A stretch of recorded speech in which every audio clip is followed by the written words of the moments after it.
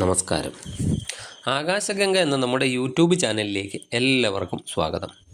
2024 ഫെബ്രുവരി മാസം പുണർദം അവസാനത്തെ കാൽഭാഗം, പൂയം, ആയില്യം നക്ഷത്രങ്ങൾ വരുന്ന കർക്കിടക കൂറുകാർക്ക് എങ്ങനെയുണ്ട് എന്ന് നോക്കാം.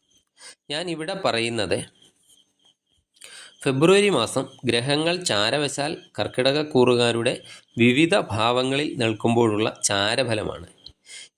ഇത് പൊതുവായി വരുന്ന ഒരു ഫലനിർണയമാണ്, അല്ലാതെ ഓരോ വ്യക്തികളുടെയും ജാതക വിവരണം അല്ല.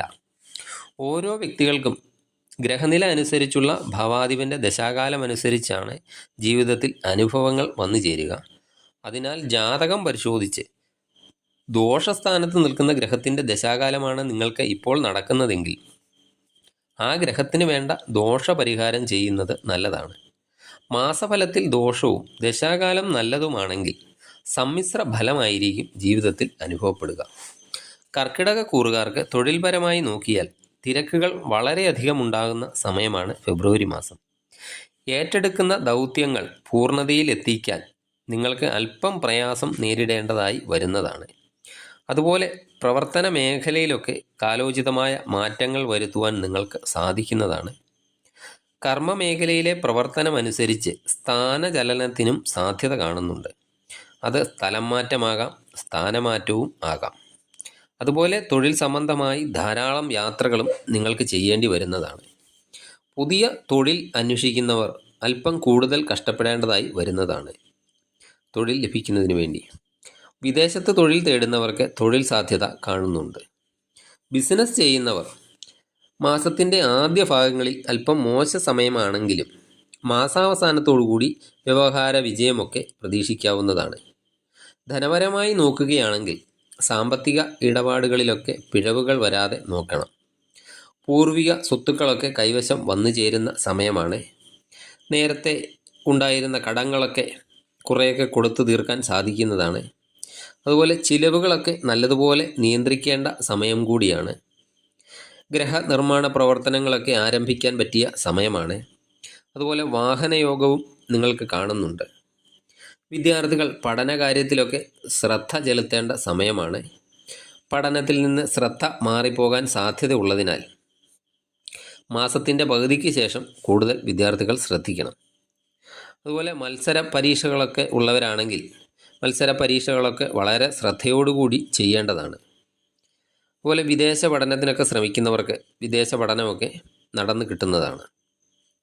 വിവാഹമൊക്കെ പുതിയതായി ആലോചിക്കുന്നവർക്ക് അല്പം കാലതാമസം ഉണ്ടാകാവുന്നതാണ്. മാസാവസാനമൊക്കെ ആകുമ്പോഴേക്കും അതൊക്കെ മാറി ആലോചനകളൊക്കെ വന്നു ചേരുന്നതാണ്.